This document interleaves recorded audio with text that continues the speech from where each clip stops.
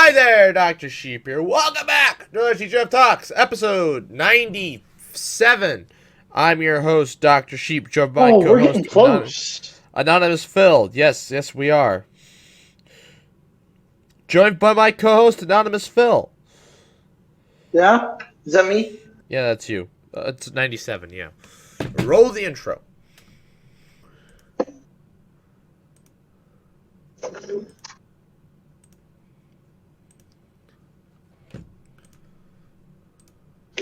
Wouldn't you like to get away? It's Friday. Gotta get down on Friday. And they're always glad you came.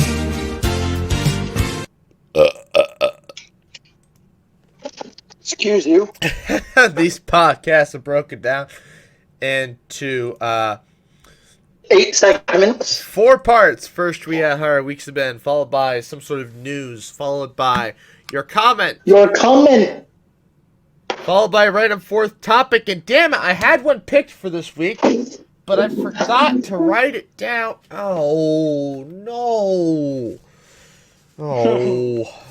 It'll come to me. Was it trip related? No.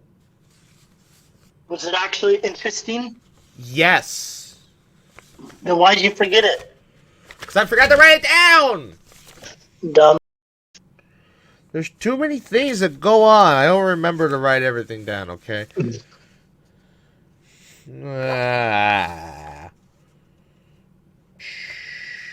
I'm sure if it was truly important, it'll come to you. After the podcast is over. Probably. Anyways. Yeah, whatever. Anyways. So, what have you done this week? Made a couple dollars here and there. Barely enough to pay for gas, but you know, that's life. Yeah, anything interesting at all? I just told you. Besides that. Is that not interesting? I mean, to our 12-year-old? Probably not. Actually, I don't think we have any then 12-year-olds that I walk guess- anymore. I think they're all about I 12. guess the life of a post-college student is just lame. Maybe You have nothing to look forward to, kids, when you get older. Don't you have any? Do you and your friends ever have any crazy stories to tell us?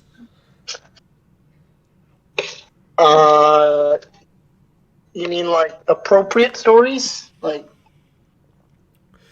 I find it hard to believe that everything you do, everything you say that is mildly interesting is inappropriate.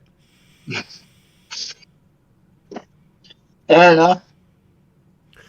Anything at all. What did I do this weekend? Like,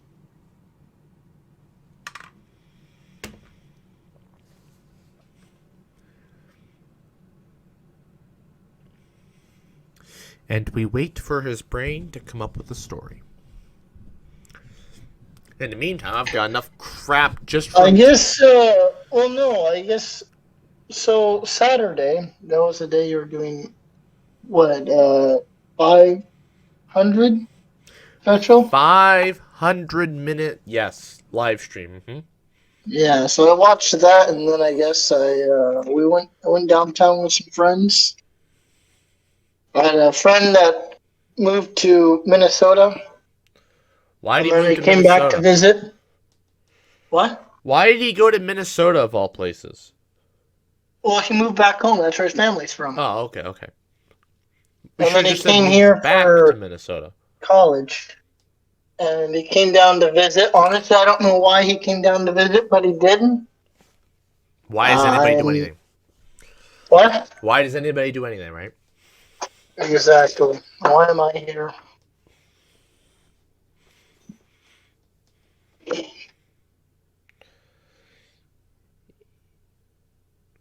Anyways, that is my story. Wow. What an exhilarating story. I'm trying to do it in a You monotone don't voice seem without impressed. smiling, but I can't help but smile. You don't seem impressed. As if you've done something more interesting. I don't know if it's interesting. At least I have stuff to talk about.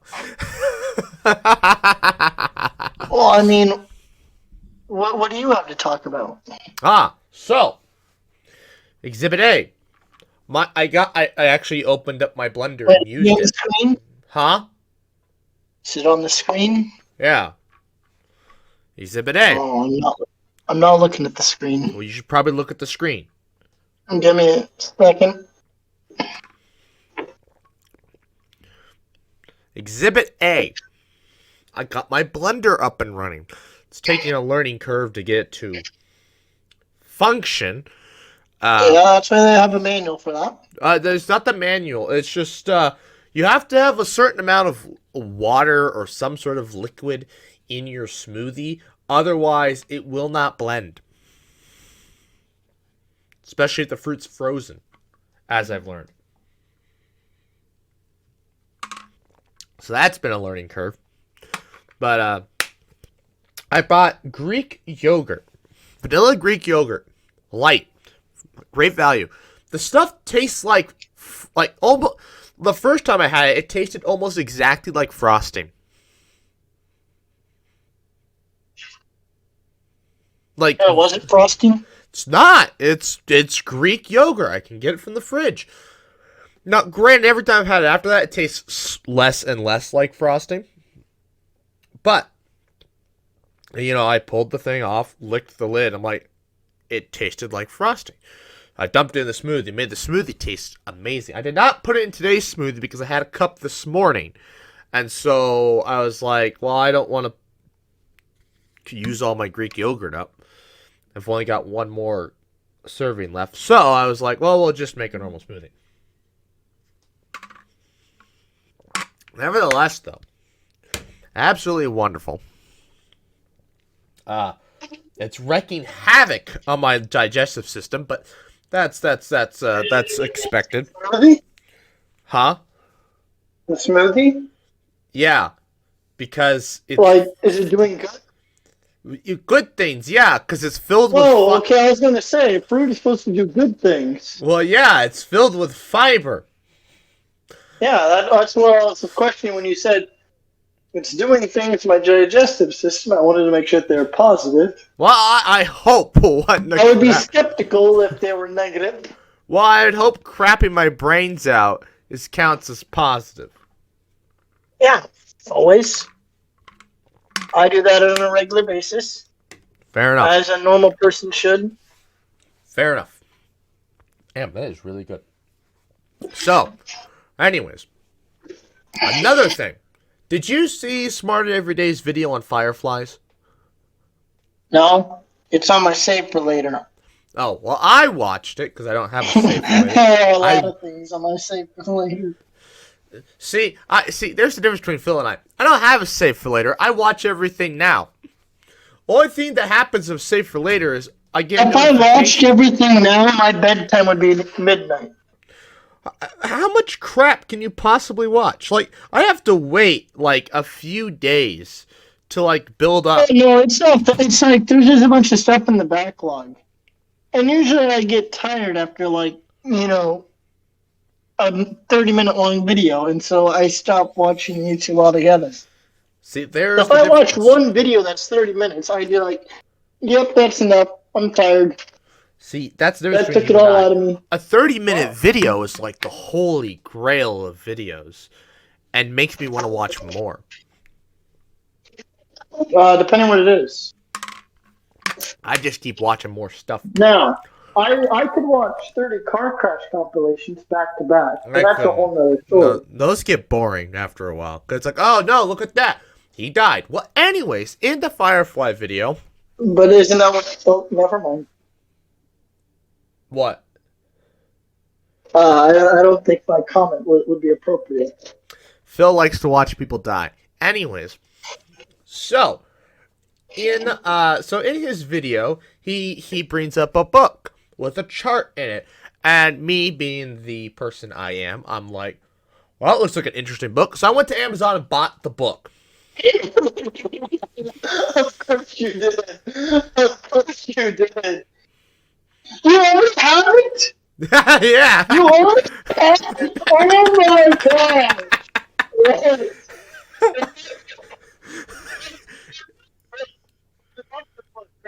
That's why I look here like you want to look today. That's it. 100%. It showed up this afternoon. Oh my gosh. I bought it like Sunday or something. Sunday or Saturday. Whenever I watched the video. I'm not even subscribed to him, and I was able to watch it that fast. Anyways, I've already read 32 pages of it. Besides the point. It's So a whole... show me this chart. Oh, right. So she's got a whole chart here on the front section that shows you the flash patterns of different genuses and species of fireflies in the United States.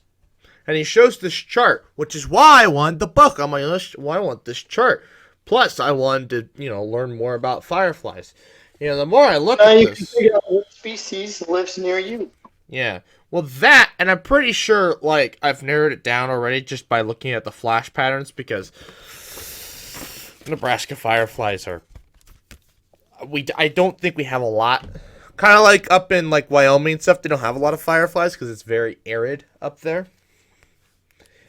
Well, I also wanted to learn about... How does a firefly work? Chemicals. She has, a paragraph on that. I was kind of disappointed. It's like, well, I don't want to bring back traumatizing stories of high school chemistry. And I'm like, man, that's why I'm here. I wanted to hear all the different compounds that are mixing together to produce it. And I'm like, ma'am, that's why I'm here. Natural, biological fluorescence is actually super, interesting to me.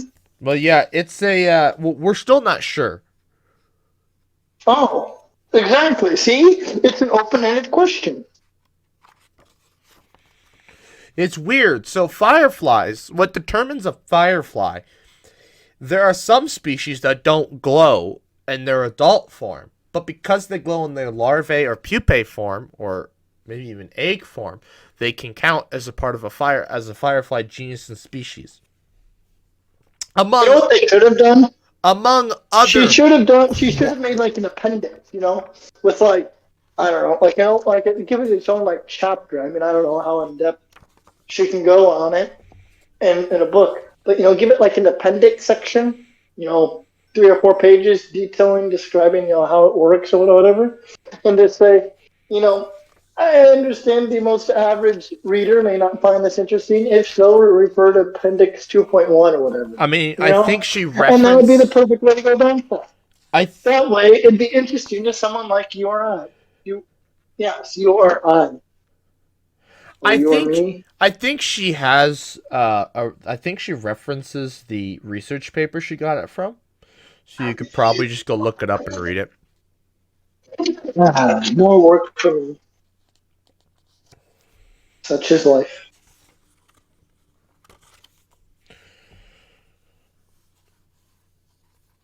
I hate it when people do that, though. Refer to this for more information. So, for example, right? This whole Kepler's law video you're having me write. Yeah. I was super interested in the technology that they had at the time, because they were able to measure, things in an arc minute or arc second, no, not arc second, arc minute, I think was the best accuracy at the time. But it was precise enough to notice subtle discrepancies in the data. That's all I'm going to say on it, because, obviously, if I spoil too much, I'll just give the whole video away. Yeah, we don't want to spoil it for our 13-year-olds. Yeah.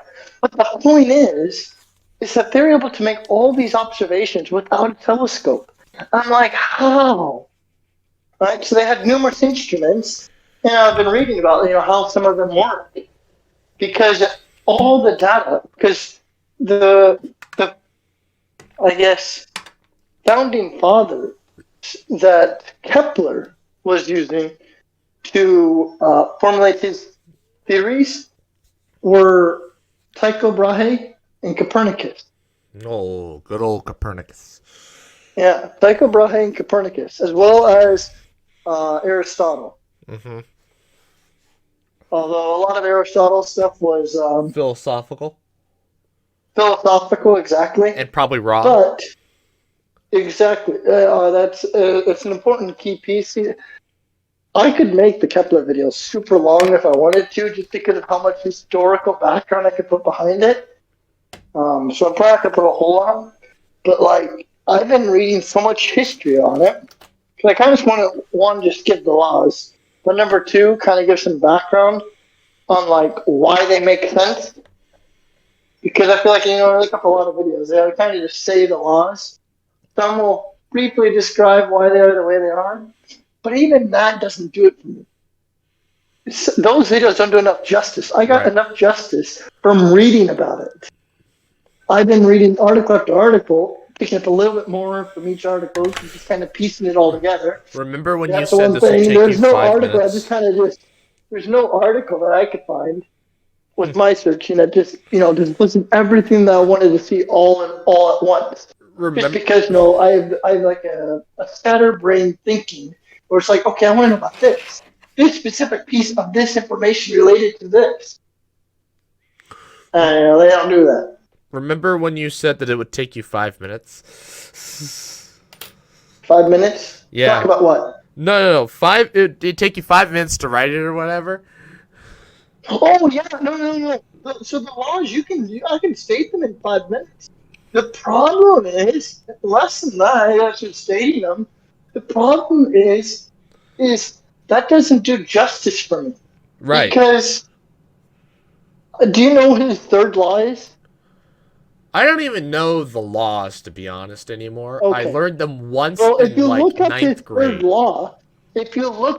third law, right, and his law, most sources define his law or derive his law from Newton's laws, because that's the easiest way. Because that's the way they choose to define it. Is because everyone learns about Newton, maybe Galileo, but usually when they're introductory physics classes, you talk about Newton. And that's pretty much it. And then Newton, just because forces, inertia, all that stuff, momentum, it's all Newton. Maybe they'll mention the other people. No, not really. The thing is, Newton's if you look up his third law, the reason why I was suggesting this is because it's basically a mathematical relationship. They derived that from Newton's laws. Newton was not even born yet. So how could he have made his mathematical formula? It makes no sense why teachers teach us to derive it when Newton wasn't born yet. Mm-hmm. I looked it up, and there is a much easier, simple explanation on why the law is the way it is. I mean, you need a little bit of math to understand it. However, I mean, I think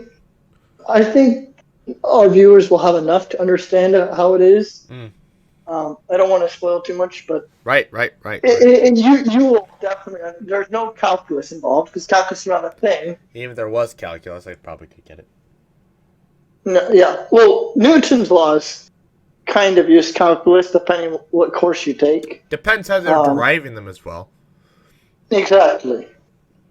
But the point is, the law was derived before calculus. Why they don't teach us to derive it Kepler's way, I don't know. But they should. Because I did, and oh my gosh, you won't believe how accurate the numbers were. Well, anyways, I still have because he derived it empirically from data, right? Right. So I plugged the data into Excel, and it's kind of crazy how it comes out so perfectly. It's like no wonder the Greeks were just astonished by the natural harmony and symphony of the universe, because it's like when you put numbers behind it and you see if they come out to values that are like, what? Like nature gave us these natural numbers to form relationships with. It's kind of spooky. Like I got a value. I was like, no way this is going to be close, but maybe it'll be in the ballpark. No, it was dead on. It was dead on, and I'm like, They should teach us this in school. But they don't. They don't. Oh my gosh. Well, This is me up. well. Anyways, before I've we, never known how it worked until I looked it up just now. all right. And the reason why I looked up is because I was like, okay, where did this one come from? Newton. Oh, of course, Newton. Well, Remind me again when he was born? Yeah, that's right. After Tycho Brahe and Kepler died. well, well. Something's Anyways, not adding up here, sir. well. Anyways, one last thing. While I was on Amazon, I bought the book, Yeah. and I bought those playing cards. Playing card? Oh, yeah. So the black deck is the black deck. There's nothing wrong with it. It's perfectly fine. The green deck, freaking Yeah, wow. that's always the limited edition or like tiny. Yeah, go on. So I opened up the green deck. I've got this card, which is green on one side and pink on the other. What? Oh, that's how you wanted it? No, I don't know what this is. It just came with it. I wanted the green. It came green with the pink side. I don't know what this card is. And then there was another card that was just double-sided. Wait. I didn't have my camera out. Show me the pink one.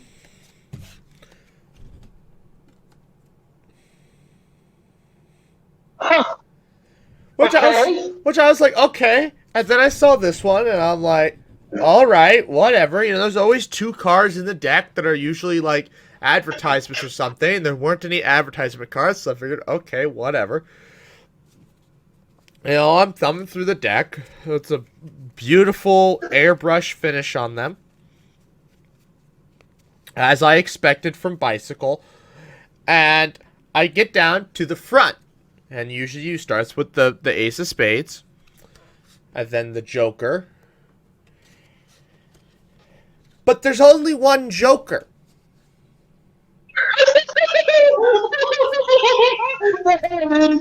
I was waiting for the kicker. I was waiting for it. You can't hit But this card was in place of the second Joker. You know what's on the other? You know that what's was in the middle of the deck? Huh? That card, the green double-sided card, was in the middle of the deck? No. The Jokers come at the beginning. This card, on the other side,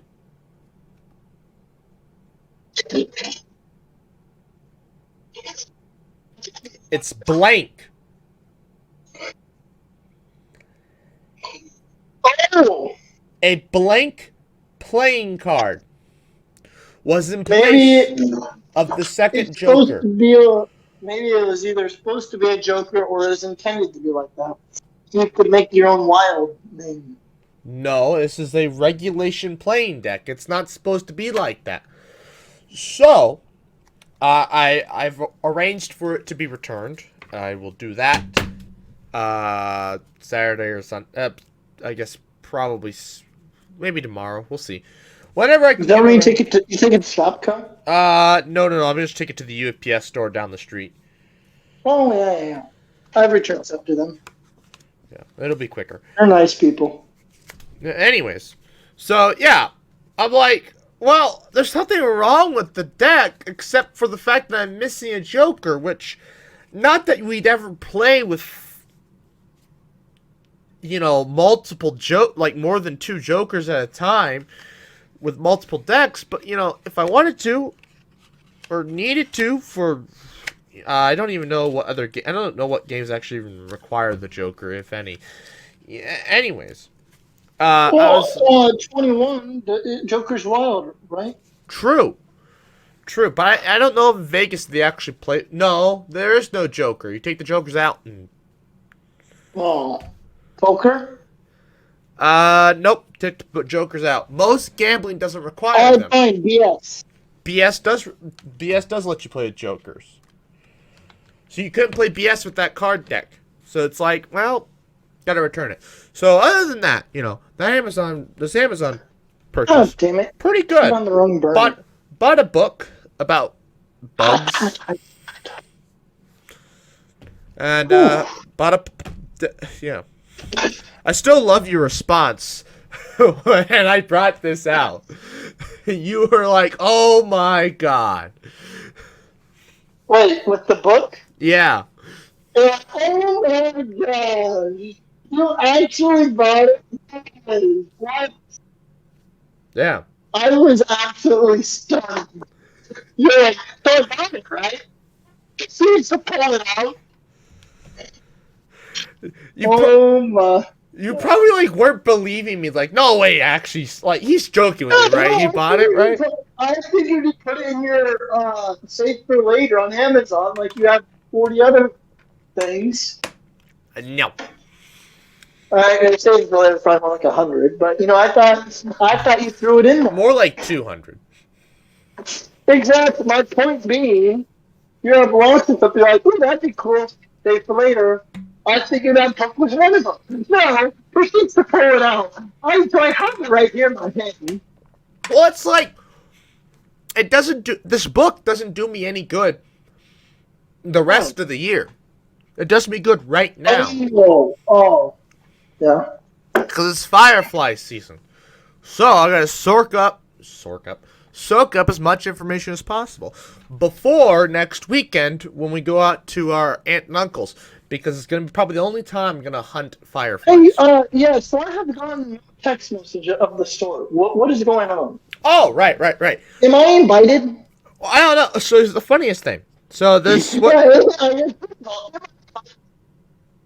So she texts me on June 16th.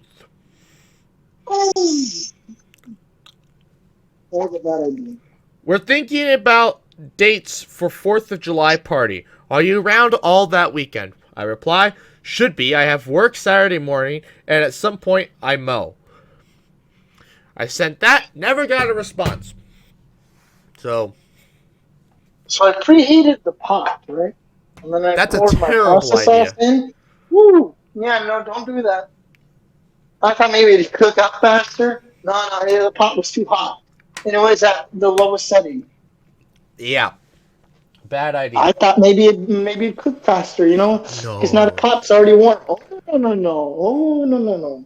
Anyways, I probably just burnt the bottom layer. whilst we're on the firefly subject, Oh my god, that's just a zucchini.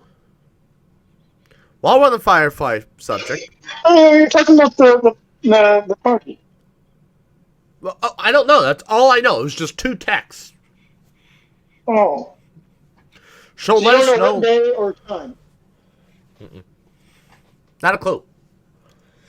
Could be Sunday. Could be Saturday. Cool. I'm kind of hoping for Sunday. Anyways, speaking You say of... Sunday? Yeah, why? 4th of July is the Monday. Oh, yeah, I guess. Speaking of fireflies, though. Yeah, what, you get 4th of July off? Yeah, it's a Did federal... you get Juneteenth off? No. Oh. I have an aunt who works at a bank, and she got Juneteenth off. Some banks do it, some don't. The Fed is closed, but like our bank's like, we want to help our customers. And I'm like, for one thing, all right, when we have a Monday that we don't work, all of our transactions get compiled from Saturday, and some of our locations are open Sunday. So they have Saturday, Sunday, Monday, and Tuesday. 2 of those days are full days, by the way. 2 full days. 4 days worth of transactions compiled into 1 day.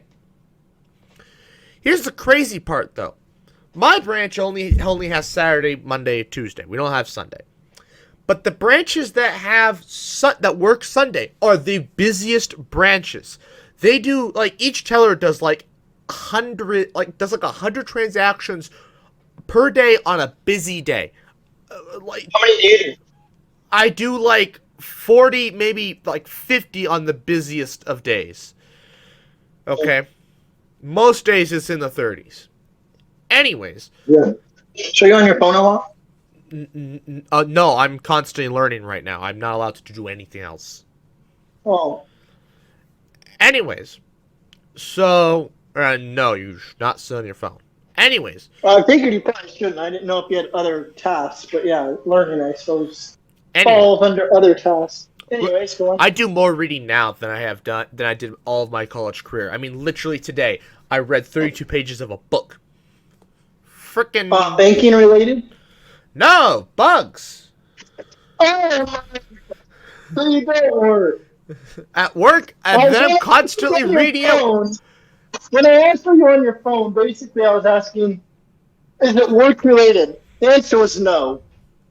Oh, when I'm on my phone, no, it's never. Anyways, back to the thing. So these other branches, though, they do like 100, like their busy days are like 100 transactions. And so, but usually they're in the 70s. And I'm thinking to myself, I'm like, that's like 400 transactions, 300 minimum for these like these 4 days for these branches. I'm thinking like, oh my God. The balancing. Oh my God, it drives me insane. I'm exhausted after 40. These poor suckers do 70.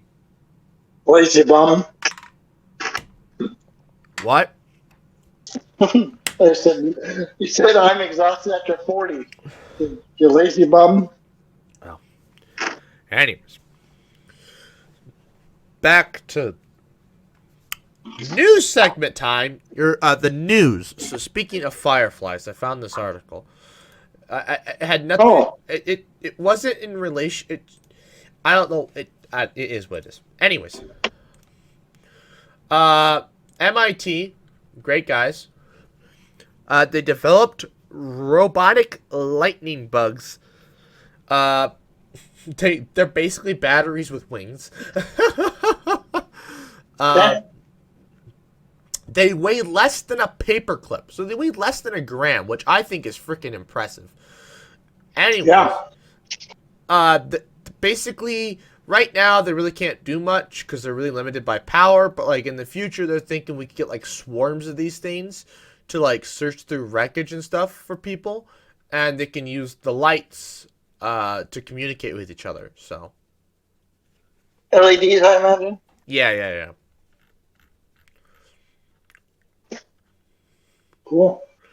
Yeah, and originally, these things we could only track them with, like, thermal cameras, which don't work outside, but then some guy came up with the idea to put LEDs in the wings, and so now, or maybe they're on, I don't remember what the LEDs are. Wait, thermal cameras don't work outside? Well, like, the ones they needed that were going to track these things.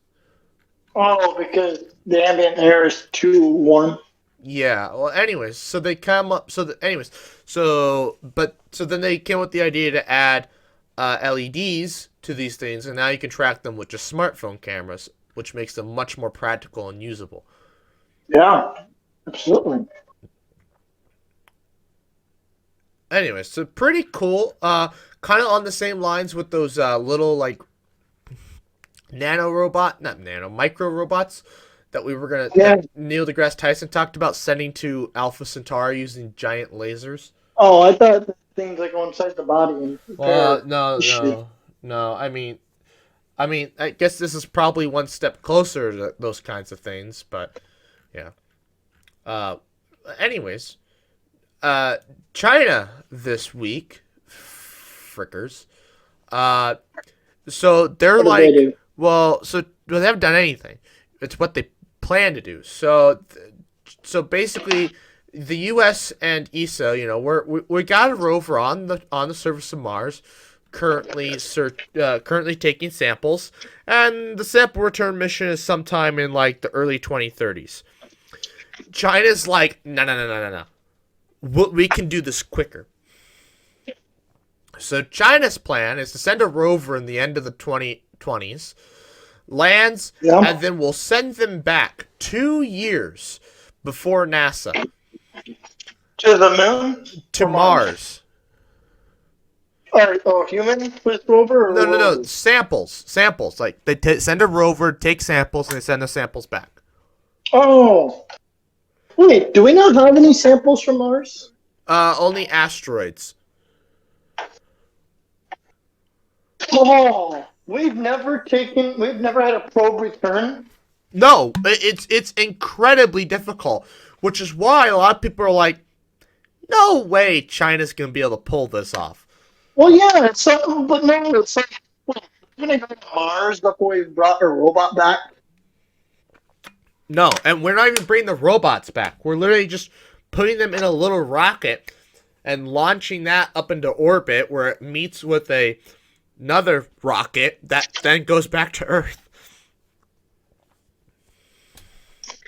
Oh, yeah. So, anyways, one of the YouTubers I watched that was talking about this, and he's just like, China's samples aren't going to be that useful for scientific.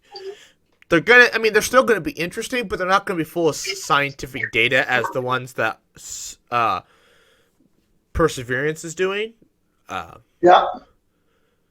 Because just Perseverance is, we're hand picking, we're selecting specific, we're taking drills. I think this is more of a take a scoop of Martian soil and bring it back type thing.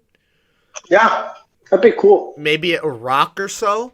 So, I mean, it's cool, but it's not quite as useful as taking, samples of layered rocks that we can examine for ancient bacteria and fossils and Hey, stuff. everyone has to start somewhere. Well, no, the whole thing, Baby and steps. China, the time that China's going to be, their lander's going to be working is going to be during global dust storms. And so, like, the YouTuber's like, I'm not even sure how much work they're going to be able to get done because the conditions are going to be too inhospitable. Anyways, I mean, don't get me wrong. China has done some impressive stuff with the rovers they've already got there. Like, they launched a rover. Its whole mission was to land on the surface of the planet and take a selfie. So basically, it did it great. It's honestly a really cool photo. So basically, it had this little box. So it landed on the surface of Mars.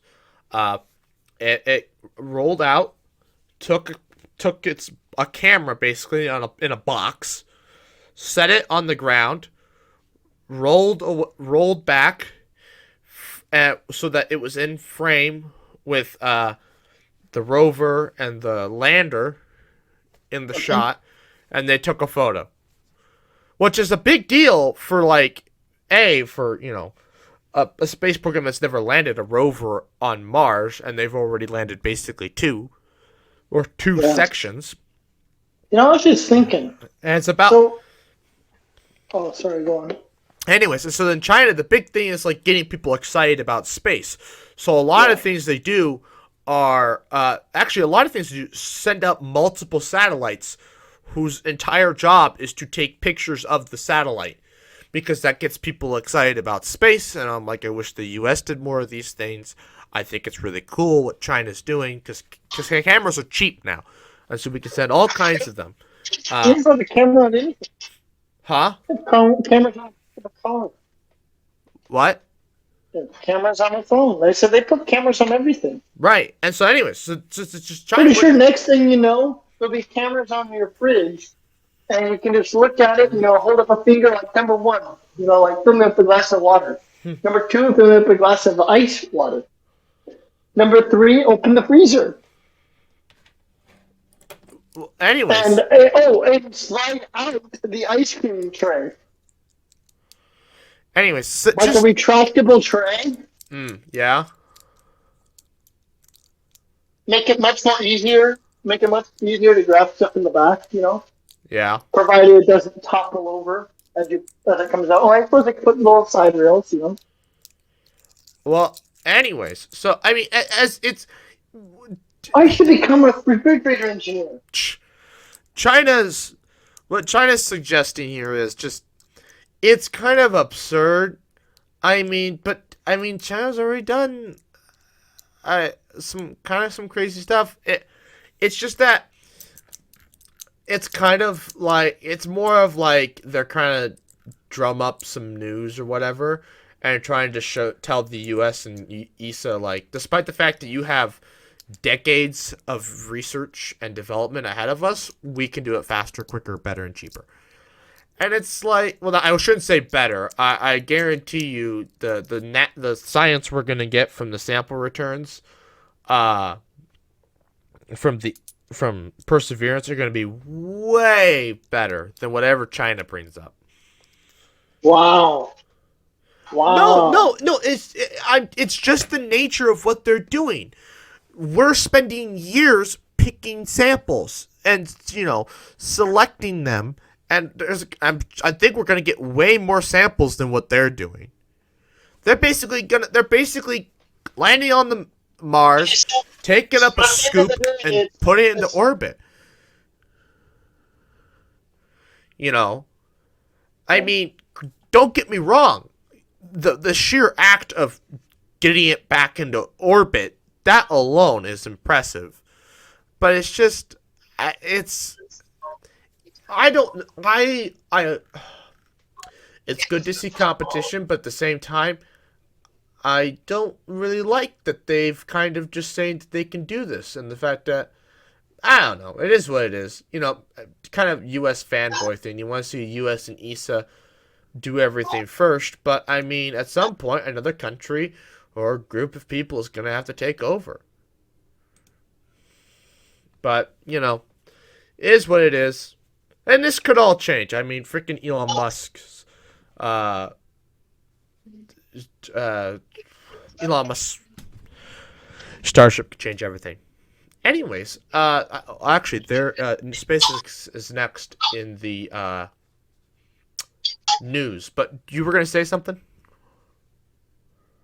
Oh, a long time ago, I was going to make a comment on, what a Martian nighttime sky would be like, without any daylight, without any, light pollution. The only problem is they have two moons. And so I was kind of curious, how far away the moons are, and whether or not it'd be a lunar eclipse year round. Probably not. 'Cause I don't know what the tilt is and everything. Or if they'd have full moons, and how often the two moons are in the sky at the same time. So you could actually enjoy the night sky from Mars. Because the atmosphere is even less than on Earth. It's 1%. Well, so actually, I watched a video about or may have read something. Anyways, they were talking about the validity of putting telescopes on Mars. Because of Mars's atmosphere, it's like, and just, it's not better to put a telescope on Mars than it is to just Why? do it on Earth. Why? Because since its atmosphere is mostly carbon dioxide, that's not good for infrared telescopes, which is the only things we'd be wanting to put there anyways. Oh, but optical would be so much better. We're Well, I not, mean, no, but we not don't better than need. But the thing is, though, for that amount of money, it would be cheaper just to put it at L2. Yeah. It's- Wait, carbon dioxide, there's that much of it that it's not worth it? it's mostly carbon dioxide. It's like, Yeah, but I mean 1% though, so there's enough of that 1%. what do you mean of 1%? The whole atmosphere is carbon dioxide. Yes, but the quantity of it is great enough.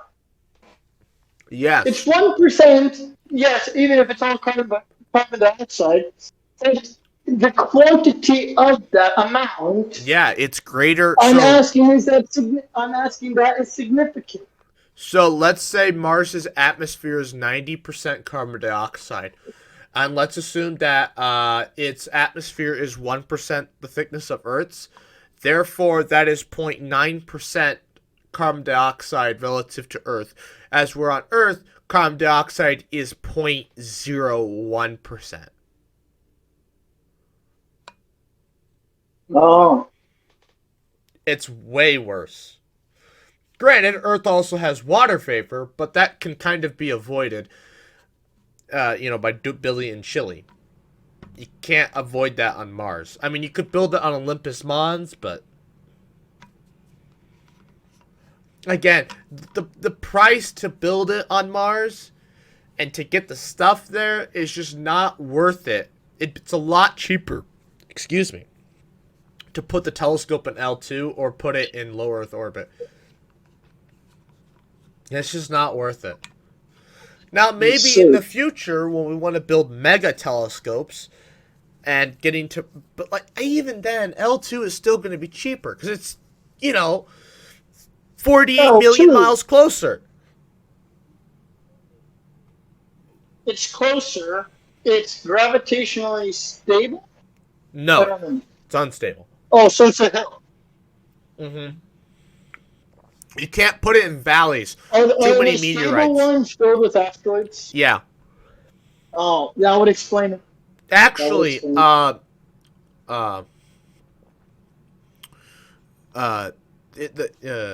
it's already been hit by like multiple micrometeorites, and actually one of them did not like quite a bit of damage, but it did enough to where it's like James Webb. Yeah, like it's not Really? it's not gonna hurt it. Like we anticipated these things. It was just a bit bigger than like they would have liked. Cause it's no big deal because like I said, there's a telescope down in Texas that was shot like 3 or 4 times with a pistol, and it did scientific research up until the 90s.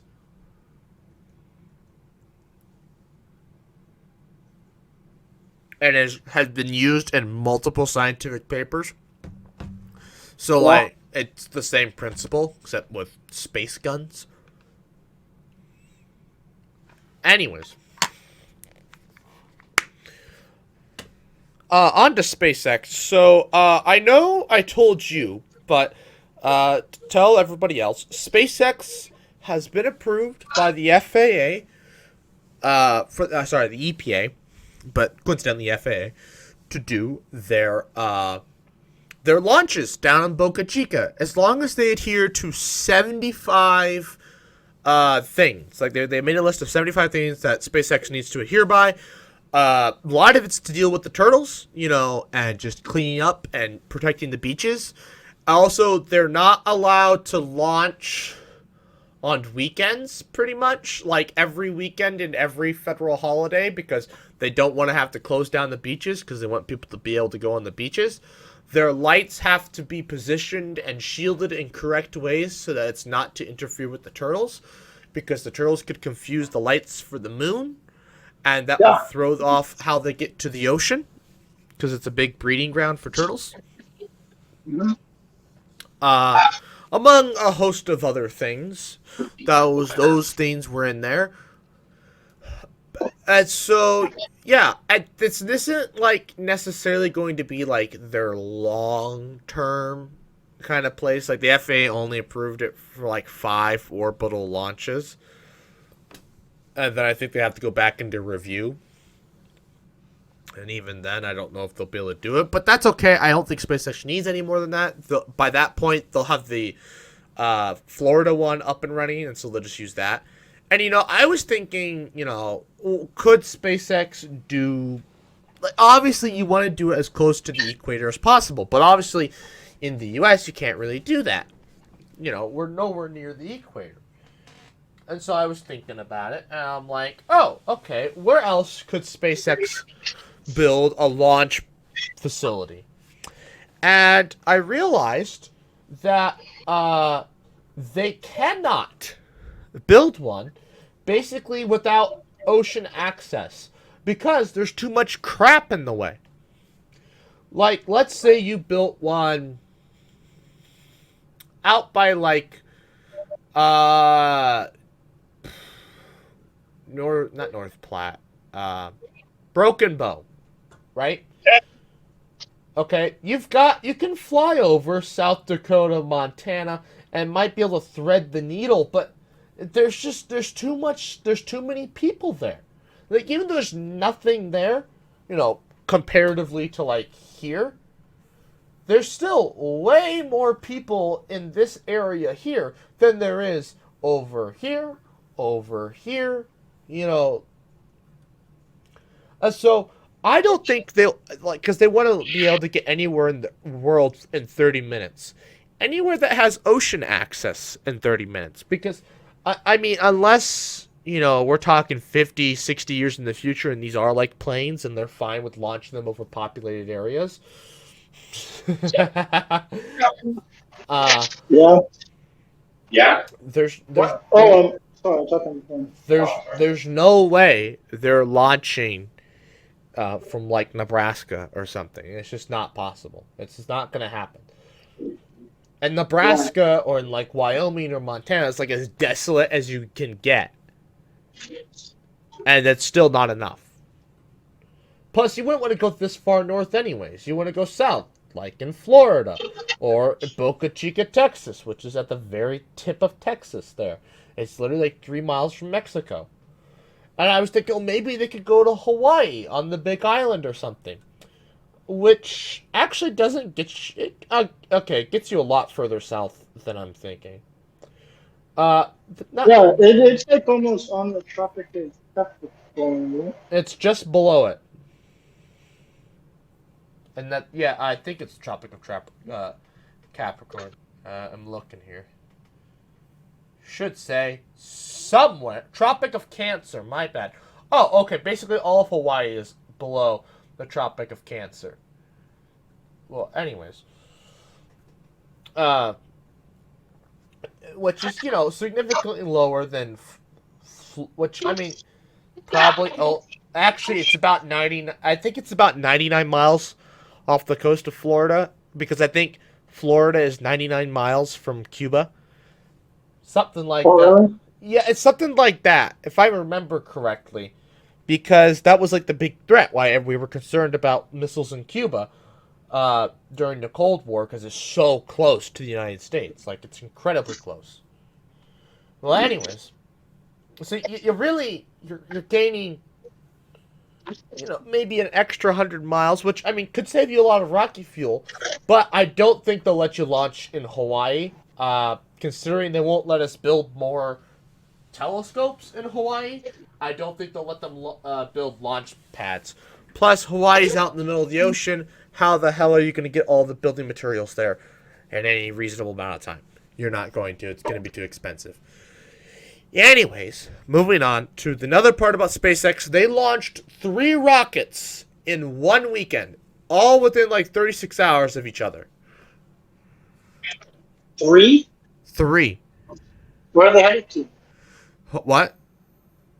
Where are they headed to? So there was one in Florida, one in Vandenberg, and then the last one was in Florida again. The first launch in Florida was Starlink. The Vandenberg one, I don't remember what it was. But the third one in Florida, this is the cool one. It was a ride. Actually, it was... We knew there was one satellite on... There was like this communication satellite. Well, like 1 or 2 of these communication satellites. These communication satellites, they're super declassified. They used to fly on the Soyuz rockets. So there's nothing... They're not communication. Are they? Oh yeah, there's nothing too big about them. They're just standard communication satellites. No big deal. They used to launch in the Soyuz rockets. It's whatever. But this other one, but the rocket had to land on a barge, meaning that the payload was heavier than what we were told, and we weren't allowed views of the second stage until like after there was like a good period of time where the cameras cut out and we weren't allowed to see the second stage, as if they were launching another satellite. So whatever we deduced that the U.S. government ride shared, and like it's like super top secret, like so top secret they didn't tell us. But like at the same time, it's like, how can it be this top secret if they put it on a rideshare mission? Like what? Like put it on its own mission. And it's like we could also see with telescopes that there are 4 satellites in orbit when only a few others. But there was only supposed to be like 2 or 3 satellites that were supposed to launch. So, like, obviously something ride shared along on this lost launch. And so, like, you know, those conspiracy theories, blah, blah, blah, blah. But, like, it is confirmed that, like, something else was launched with those satellites that was super classified, that, like, we weren't even told it was being launched classified. Like, usually we're told, like, yes, we're doing a launch for the U.S. Space Force. It's classified. That's it. You watch the launch. You see the second stage ignite its engine, and that's the end of it. You don't see anything else. But in this case, yeah. In this case, they just didn't tell us anything. But obviously, we can do the math. We can compare it to previous launches.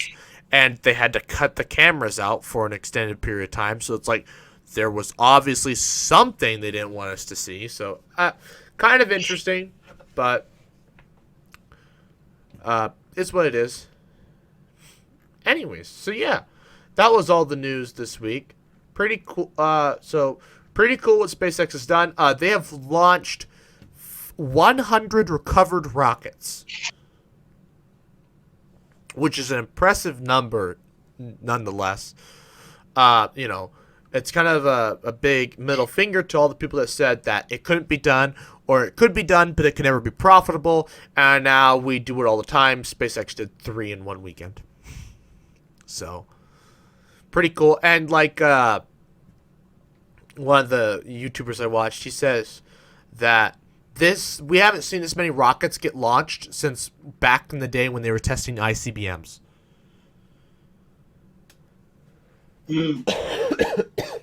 So, pretty crazy. And we're just doing this as, like, normal stuff.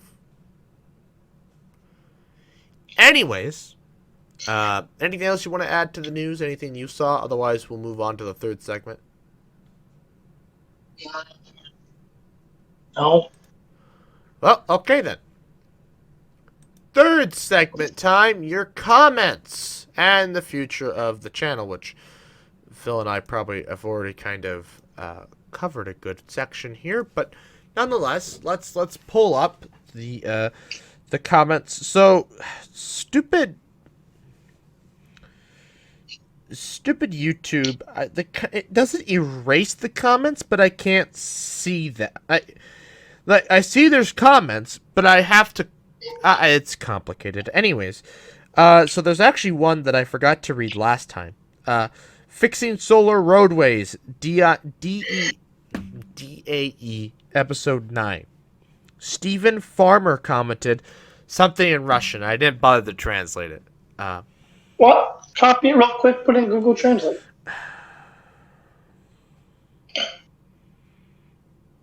I'd have to do it. I mean, it'll translate automatically. It'll automatically recognize the language. Yeah, but it doesn't let me copy and paste in here. Oh. What do you mean? It just, I can't get it to work. Just give me a minute, alright? Where is it? There it is. Priest Night. Shh. Okay, there's the comment. Copy. There's translate. I can select which one I want it in. I know it's in Russian. Russian to English. Paste. Okay, bingo. Okay, it's not Russian. It's some other language. I told you, it'll select it automatically. I don't know. It did. It should recommend a language. It just, and it translated to English, and it's still illegible. So, cool. I have no idea what he said, but all right. Oh, yeah, and also on this video, Paul Hyland commented, as the old adage goes, you can't polish a turd unless you're the Mythbusters. I gave him a like, and I'm like, you are right, sir. Basically, yeah, you can't, solar freaking roadways, you can't really fix it. They're a bad idea. They don't work. Anyways, I feel like there were some other ones. I just gotta dig for them. Like I said, they're difficult.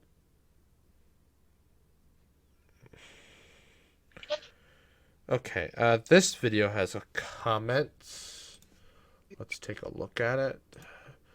What counts as visiting a state? TGIF Talks 96. Team Denzier commented trip idea Duluth, Minnesota. And sounds interesting enough. We could cross off Wisconsin on our list. And if we have passports, we could go to Canada. And if we cross illegally and get back illegally, we can cross off Canada without passports. But you got to be careful about that. My cousin took his daughters with him to Canada one time. They got in fine, but they couldn't get them back out. They thought he was kidnapping them, and they had to prove that they were his daughters. It was a whole mess. So, yeah. So Wait, why do you want to go to Canada? To go to another country. Oh. Why not, right? Why do you want to go to another country? Why not? Anyways, traveling to the U.S. TJF Talks 96. I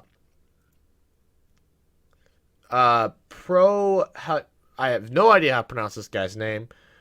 And then he literally puts gibberish in here. A man thigh is great addition. Smiley emoticon. Cool. I don't know. Like I said, couldn't read it. Going to Nevada because there's comments. There's just YouTube just doesn't. I don't know. It doesn't show them in my comments section. I have to go and dig for them like this. Going to Nevada because vlog 15. The Waterbellow commented, haven't even watched. And I could tell it's going to be a legendary video. Oh, we read this last time actually. My bad. Well, let's go to the gaming channel. Shh. I think there's comments on there. Actually, I don't think there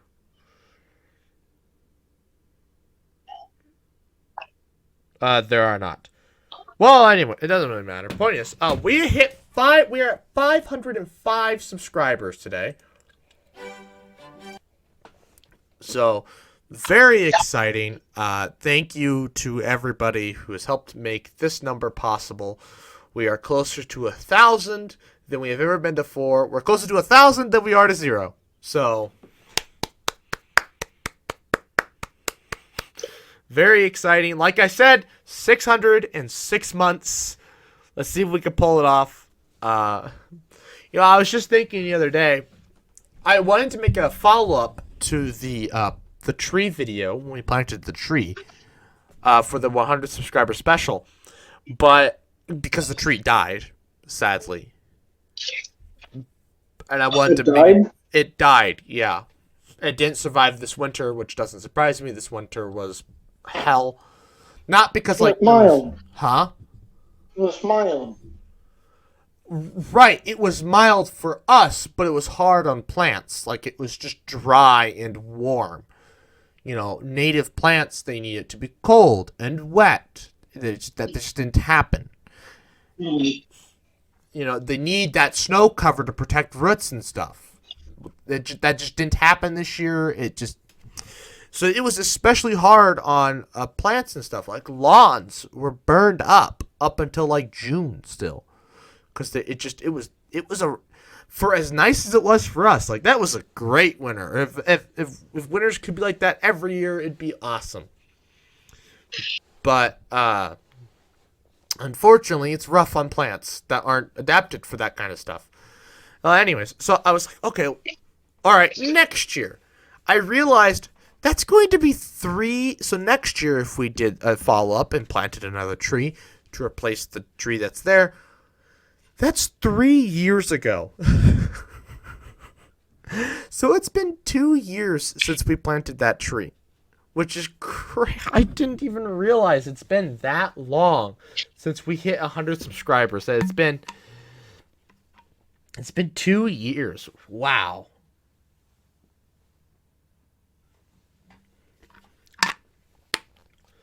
And was that last year or 2 years ago we went out west?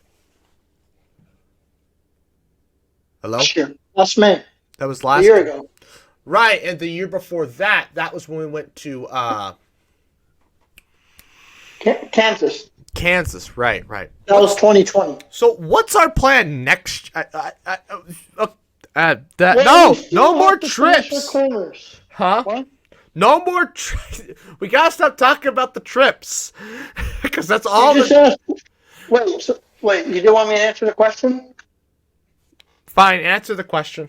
Oh, the We corners? still have to finish the corners. Oh, We haven't done the east side corners. not We haven't visited the 2 dams on the Missouri River.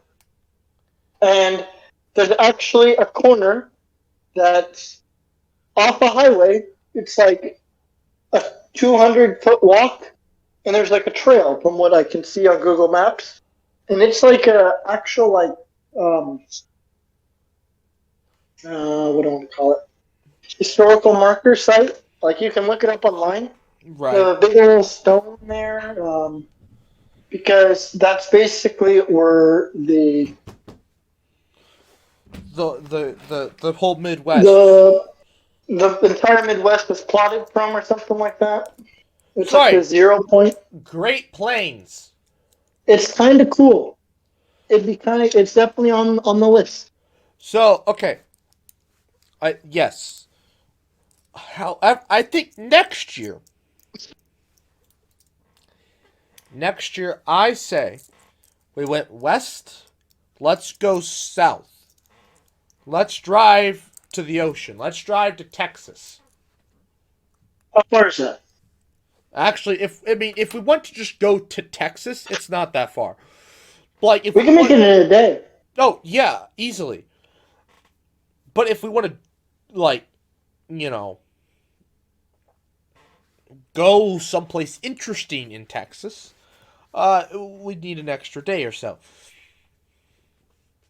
But yeah, but maybe that'll be the 4th segment. We still need to finish the 3rd segment. So future of the channel.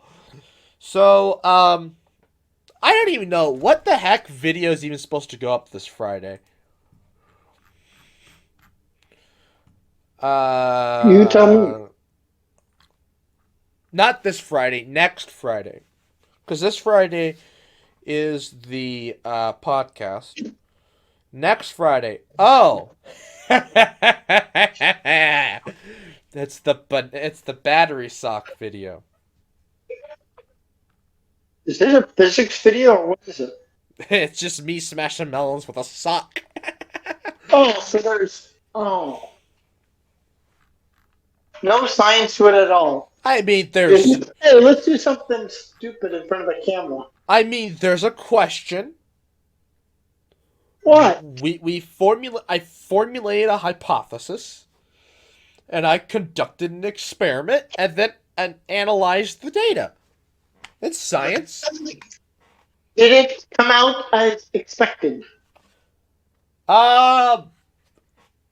Yes. So, Sam. So the whole idea is based around Sam Puckett's butter sock from iCarly. Mm-hmm. Well, anyways, Sam's sock. Did you try a stick of butter? Huh? Did you try a stick of butter? Yes. So. Oh, you did? Yeah. So I had to warm up a stick of butter in my pants. Because this was back in February, so it was super cold outside. So I wanted to test butter at room temperature. The butter was definitely softer than refrigerated butter, but definitely not room temperature butter. So anyways, we had slightly warm butter, refrigerated butter, and slightly not frozen butter. As expected, I don't want to spoil it though, but as expected, frozen butter wins. And Sam's butter sock would have to be pulled out of like liquid nitrogen or dry ice every time she wants to use it if she plans to do any sort of damage whatsoever. What about the battery? Now, I had to build a battery simulant, which was basically a nut with a big nut. You don't have a C battery or a D battery? That wasn't the issue. The issue was if that battery hits the 2x4 and ruptures. So? I don't want It's in a lead. sock. I don't want lead all over the place. It's not lead, it's lithium. No, it's lead. What? These aren't lithium batteries. These are normal alkaline batteries. So it's Why are lead. you using? Oh my gosh. Why do you buy lithium? Because that's less mass, less damage. Yeah, but whatever. Plus, those will explode. Do they? The lithium batteries will explode. How do you know? You tried it? I've watched videos of people hitting batteries against 2x4s. They literally light on fire and spray toxic fumes everywhere. They do? Yes. I've done it myself. I had a video. We found a battery from an old Samsung phone in a park one day. This was me and Fro No. back in high school. And I threw it against the pavement and it started smoking. Actually, Well, I might that's have. probably because the plates inside touched, short-circuited, and you damaged the inner housing of the cell. Right. So, obviously, slamming a... I don't think they even make lithium D batteries, but if they did, it would... Bad time. Bad time. So, obviously, I made battery simulant, which was a bolt with nuts on it. Big bolt, big nuts. And, yeah. Things happen. So, anyways, look out for that video next week for your inboxes. It'll be interesting to say the least. Wait, what if you, I was gonna say put down a bunch of, like, foam or blankets. Well, So the watermelon is just rests on a bunch of blankets. I mean, again, it wouldn't the blankets aren't the. It'd have to be like on an air mattress or a mattress because it's still like hitting concrete. Either way, it doesn't matter. It's the same thing. And the 2x4 had a screw in it that I went and took the melon, did this, and slapped the melon on there. Anyways, it's also back in February, and I had minimal budget, and so I just did what I did. Anyways, otherwise, future of the channel, Phil's got 2, maybe 3 videos in the pipeline that I can need to review at some point. I've got a video in the pipeline. I've got a second video that I'll have in the pipeline soon. The second video I'll be able to film basically whenever I finish the script. It's these other videos that Phil's got, that I've got, that we're going to have to wait till I get a weekend off. And then basically we're going to spend an entire weekend after I mow that Saturday morning. I would like help, yes. Oh. What time am I to get my ass out of bed? Well, like I said, it'll be Saturday in the afternoon. Oh. After I mow. Or Sunday, if you're going to be out and about. Basically, we're going to go... I found a nice way to get to a... there's only one cloverleaf interchange in all of Lincoln, so it's pretty easy to get to the one. It's that one on A80? Yeah. It's pretty easy to get to. We just park in an apartment complex and then walk around a substation and you basically stand on a hill, and there's the interchange. We cannot fly the drone. I mean, I looked it up. We're safe to fly the drone there, kind of, but the drone is probably fine. The app to fly the drone does not work. What? It's glitched. I don't know, it's broken. I can't open the app. It just crashes. Really? Yeah.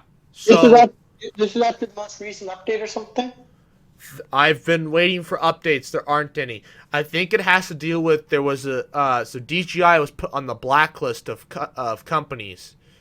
So like all those Chinese companies got blacklisted a while ago. DJI escaped that, but more recently, the Chinese government kind of was like, you're gonna work a little bit closer with us, especially since they make literal surveillance technology. They make drones. And so... Oh, the drone uses an app? Right. And so the Chinese government...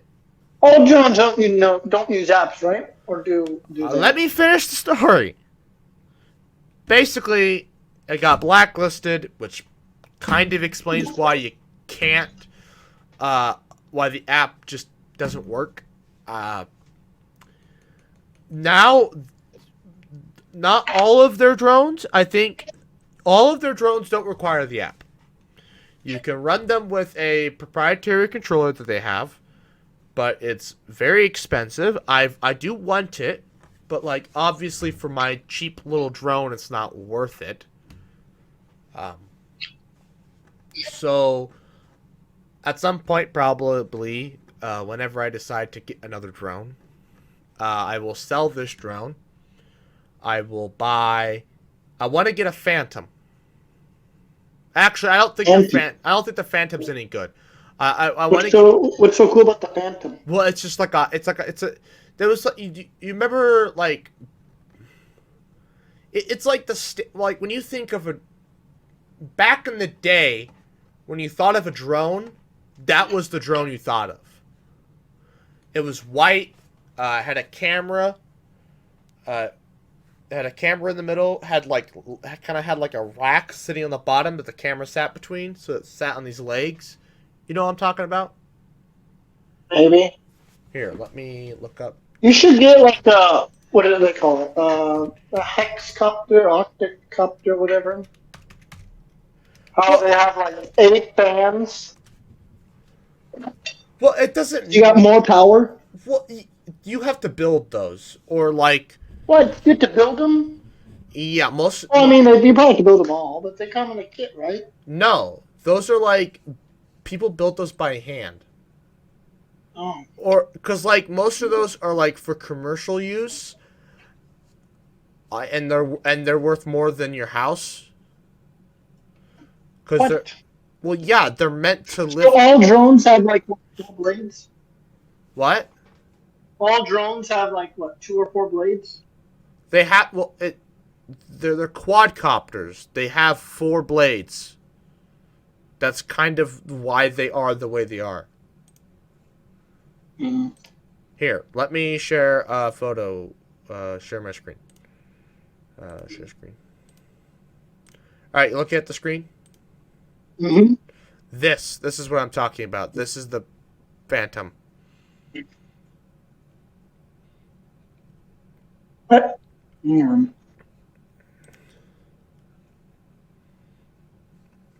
Pretty basic. I don't know if they still sell the 4. I mean, the 4 is like the last one I knew about. I don't know if they've done any iterations to it since then.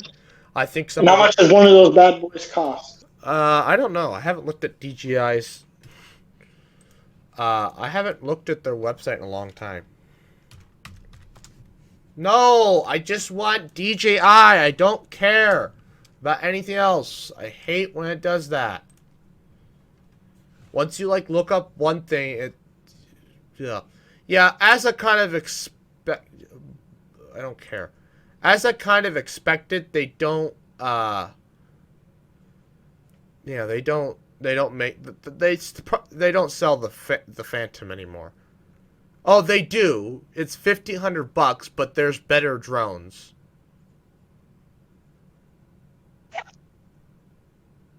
Buy it? What? Buy it? What? No, I'm not gonna buy it. Oh. There are better things though than it, I think now. Like the Maverick 3. I think is better than it now. Or you could get the Inspire, which is like way better than it, but obviously it's $3,200. And then you could go Enterprise. I make like cheap, like, $300, drones that used a remote control. Oh, you go to a toy store and buy those. Well, why is that not what you want? I want to take photos. Do they not all have cameras? Not the ones you're buying in a toy store, or those cameras are literally worse than my webcam. Camera's pretty decent. No, it's not. It only looks good because it's this big. You get any bigger than that, it looks like trash. So, I mean, you're going to be looking at the drone photos on your phone. I don't want to look at them on my phone. I want to look at them on a computer. I want to make videos with them, like I did in the past. So I want them to look good. But I can't do that, So they don't make $300 drones with a camera that only use remote control. With at least semi-decent camera. So they're not. Oh, here's the issue, right? Once you get a camera with remote control, I don't know the issues. Here's the issue. Once you get the camera, you have to use your phone, or you buy the expensive controller. Once you put a camera on it, it has to be done with something that can use the camera. So you have to get a phone. You need a remote control that has a display. Or you use your phone. There is Why can't they just have a camera and then you take the footage off and put it on your computer? Because the whole point of the camera is to look at what you're flying with. Is to look at it while you're flying, not afterwards. That's completely pointless. Well, I mean, afterwards you're gonna be admiring it too, whatever. But it's pointless to know. You want to see it as you're doing it. Oh, so my next question. Is there any non-Chinese brand that you can get? No. What do you mean no? That's worth your money? No. DJI so there are American brands. There aren't American brands. DJI is the brand. Like, DJI is it's a monopoly, is what you're saying? Let me finish. DJI is the brand. Every other brand pales in comparison to DJI. Like, DJI is the premier brand. That's where you go. That's where you go if you want a good drone. You don't go anywhere else. It's going to be a second place. I've never heard of another place. No one goes to these other places because they're not. You either buy from DJI or you build it yourself. And how much it costs to build it yourself? For one thing, you have to have the ability to do that. Well, I mean, you could probably find it in a kit, right? There's probably kits. Maybe, but to be able to replace, let's say you damage the frame or something, you're going to want to be able to replace that frame. So usually they're like CAD models that you 3D print or laser cut. Oh, no, something that comes in like a kit, like Hobby Lobby or online, and you put it together yourself. The big issue is the camera. And the gimbal. That's what DJI is good. The drone parts, whatever, anybody can make a normal drone. That's not the big issue there. It's the camera software, and the gimbal software. That's what DJI is good at, is the gimbal. And that's why people buy and only buy DJI, because DJI makes good stuff. Now, granted, I don't know how extensive the blacklist is, because I was still able to access the website. You can still buy their products and still get them delivered. As to why the app doesn't work, I don't know. Maybe they've changed to a different app but didn't tell anybody. I don't know. You need to do your research. It doesn't matter. Point is, how the hell did we... You're talking about future videos. Now we need to go to the Cloverfield and why you can't take the drone. Right. So it doesn't matter. There's that. We gotta go to Valparaiso and film a video with the merry-go-round at the park. I'll probably just do that myself while I'm there at my grandma's, because why'd make that trip twice? Yeah. Okay. Fourth segment time, a random fourth topic. God, there was something, but it wasn't the quasi-stars, but maybe there was something else I thought. It wasn't the quasi-stars. I mean, worst comes to worst, we can talk about the quasi-stars, but I feel like there was something else. Oh, it was superheroes. Superheroes. It was a super... Got it! Okay. I figured it out. So, it was on Instagram, it was a meme or something. There's talking, it was a Reddit, Reddit reel. So they were reading Reddit posts in this reel, and it's like, what's a overlooked superpower? And one guy said, the ability to live every day twice and get to pick which day becomes real. And I'm like, it has to have come with caveats, right? So, what do you mean? What defines the end of the day? Can I pick midday through? No, it's all 24 hours. Okay, how much time it's do you like have? Groundhog's Day. That's Groundhog's Day. But like, it's a full day twice, and you pick which one is real. But like, how much you time? Pick which one people remember. But how much time do I get to pick? You know, do I get stuck in this limbo state? Like, how does that work? You know? Oh. You know, or what if you die during one of those days? Well, then your days are over, I guess. Sorry. So I'm like, there's so many caveats with that. Like, does it have to be the entire day? Because that would suck. Like, imagine that right now, going to work. That would suck. I'm not going to make any other decisions while I'm at work that are going to really be any different. I'm sure you've had bad days. Yes, those days would be useful, but every other day, I have to live every single day twice. And do you remember the other day? What other day? So, like, you live the day twice. You pick which day happens. Do you remember? And then you live with the consequences. No, listen. Do you remember the day that didn't happen? No one would. But after you choose, that's a stupid superpower. What? It's stupid then. That's just normal life. No. So you remember both, then you pick one, and then you forget the other. Well, as far as we know, maybe it's a dream. As far as we know, that's how your day is every day. What do you mean? You can change your mistakes. No, you said you forget the day that you didn't pick. No, I said you live both, and then after you pick, you forget the other. Right. After you, that literally could be any day. That could be every day of your life right now, and you would have no idea because you forget it. Therefore, you forget the decision. You forget that you ever picked because you have to completely forget that day.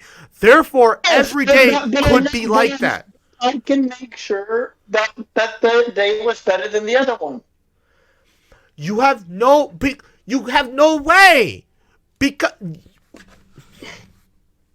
if you forget, right? If you forget, theoretically, that could be every single day. How could you go about a day? So, like, okay, you live the day once. And you're like, oh, I didn't like one of the decisions I made that day. So, okay, now I've got the chance to do the day again. It's a paradox. It creates a paradox. How can you make that decision that changes the whole day around if you forgot about the thing that made you make that decision? Ew. You said that once I pick the day, I forget the day that didn't happen.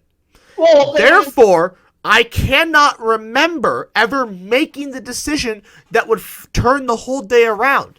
That's a crappy superpower. Afterwards, like in Groundhog Day, everything resets. How does everything reset, right?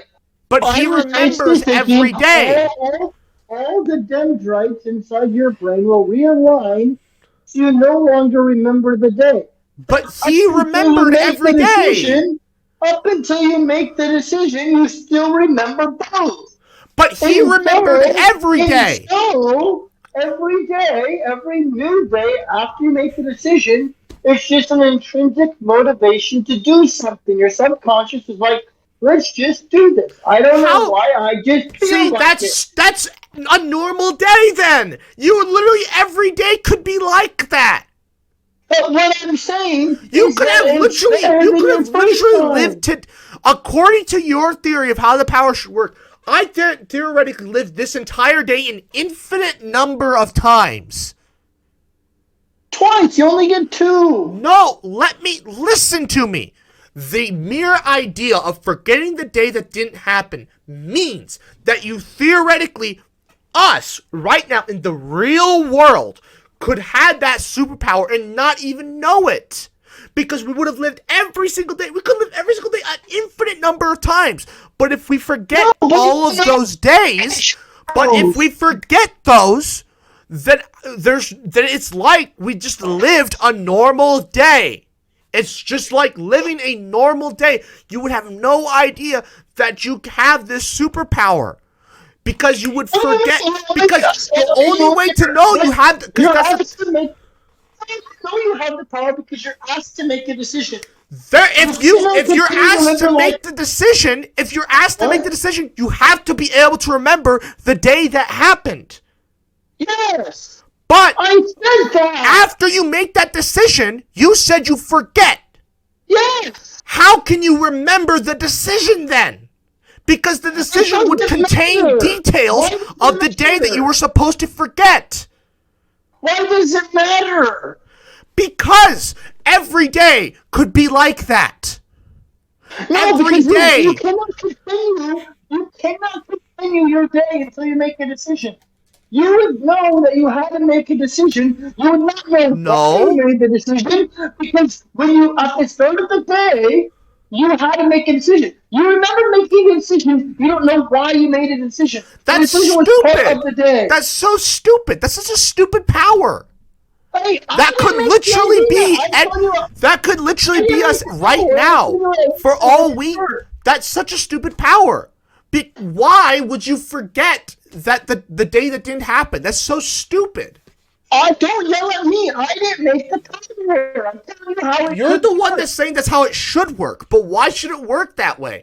That'd be so stupid. I don't know. That's what makes sense to me. That doesn't make any sense to me. That defeats the purpose of the power. I'm sorry. How would you like it to work?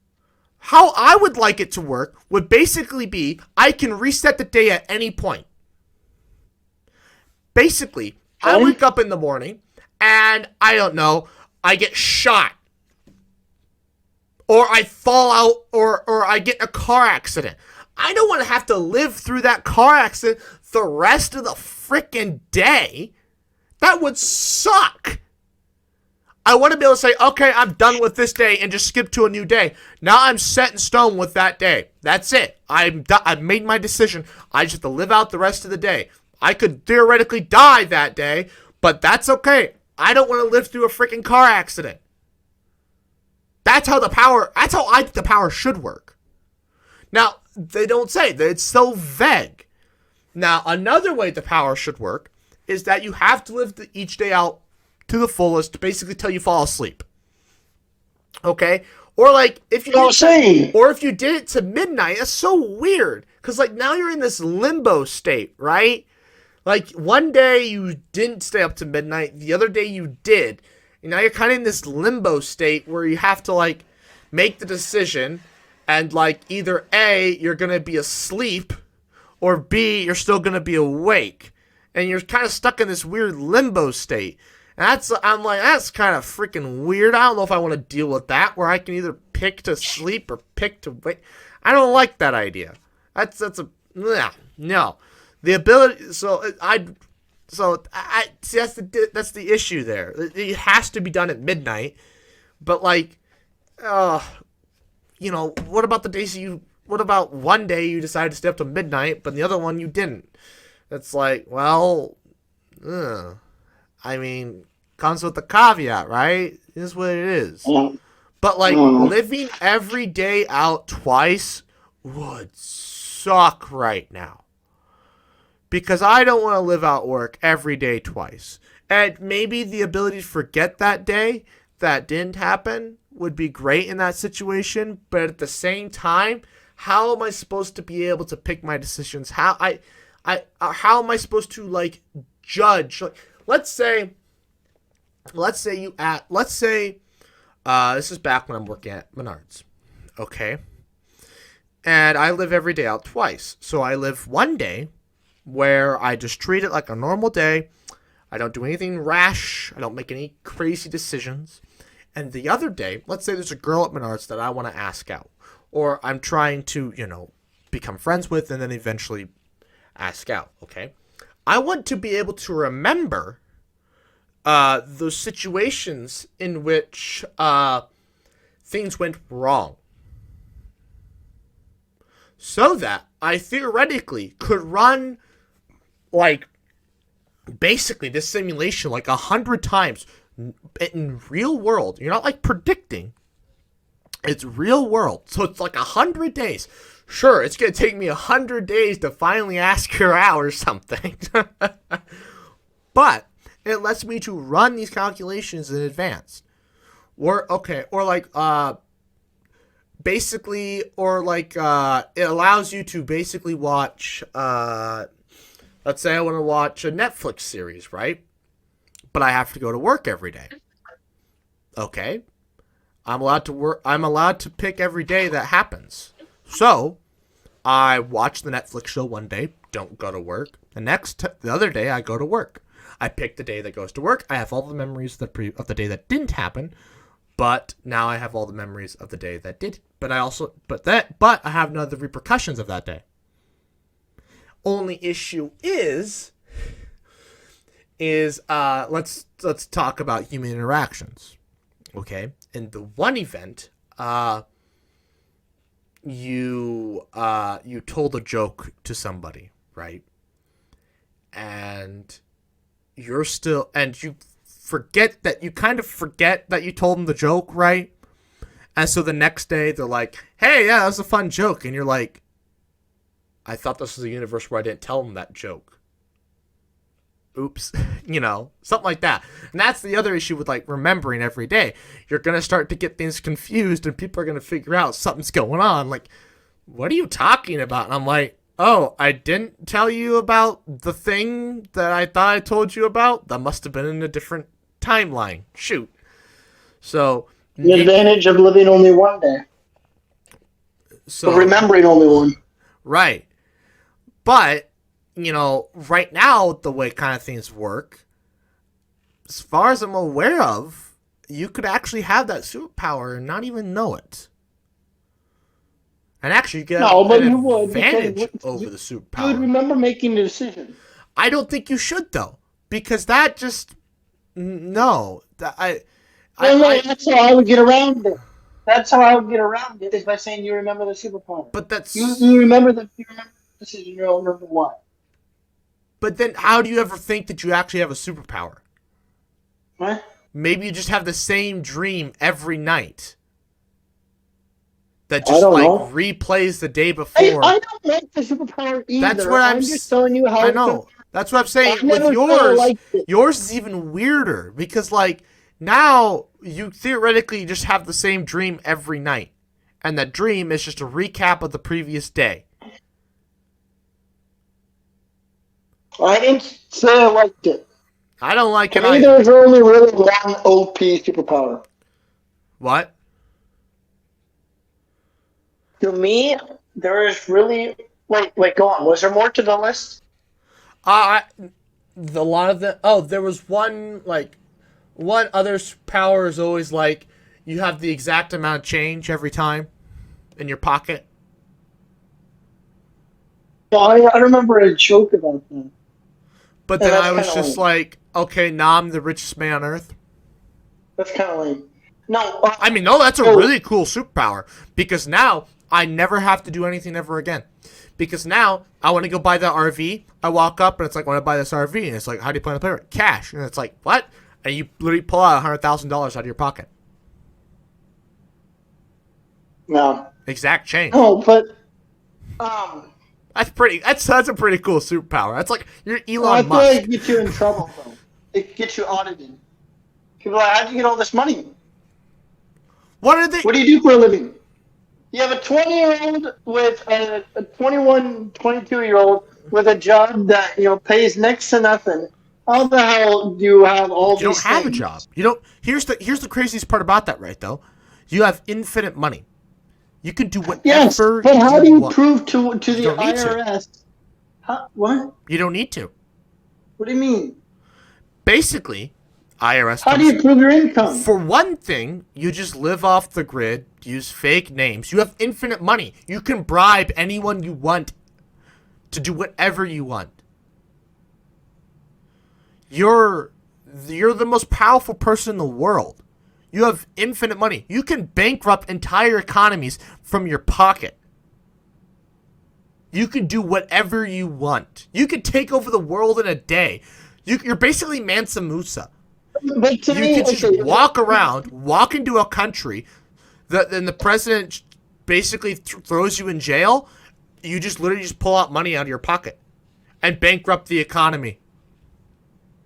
Cause Is that all? hyperinflation. Is that all? What do you mean? Is that all? To me, there's only really one OP superpower, What's that? and that is I think there's another one too, but go on. what? What's the other one? A do-over. Do-over? An infinite do-over. Oh, it's like Groundhog's Day. Kind of, yeah. But like for anything else. No, Any I moment. was thinking The Flash. If they did it right, so not how the movie does it. I don't know how the comics do it because I don't read the comics. Or, I mean, TV show. So the I don't read ability the to comics, but how disintegrate an the entire TV show does planet. it, all the TV show is broken. But the Flash should literally be the strongest superhero. So the ability to disintegrate the entire planet, that's the superpower you want. I suppose. Wait, what do you mean disintegrate? So basically, you start running closer to the speed of light. You're going to disintegrate entire cities, entire continents. He doesn't run at the speed of light, though. I thought he does at some point. He runs faster In the than time. comics. He does it in the In the TV show, I comics. thought. He doesn't run the speed of light. He has.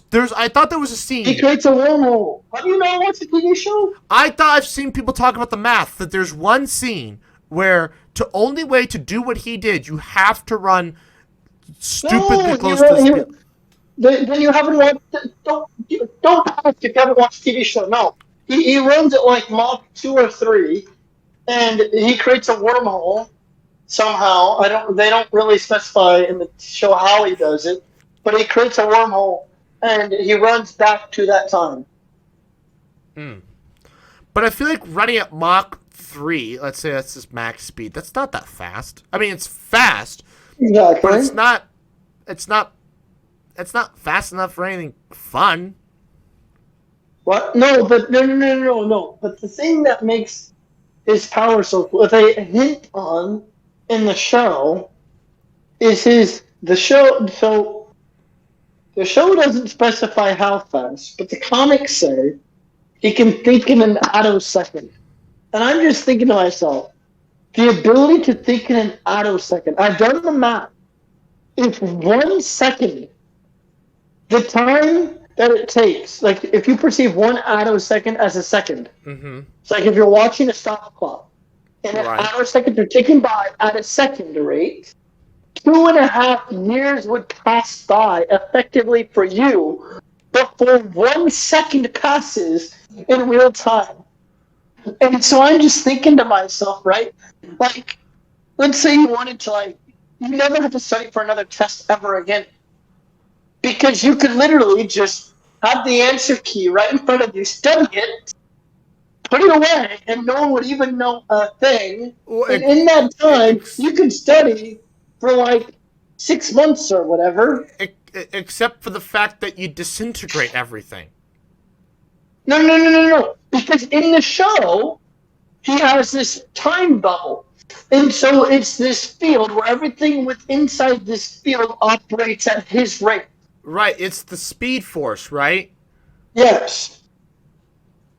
And so it prevents things from disintegrating when he interacts with them.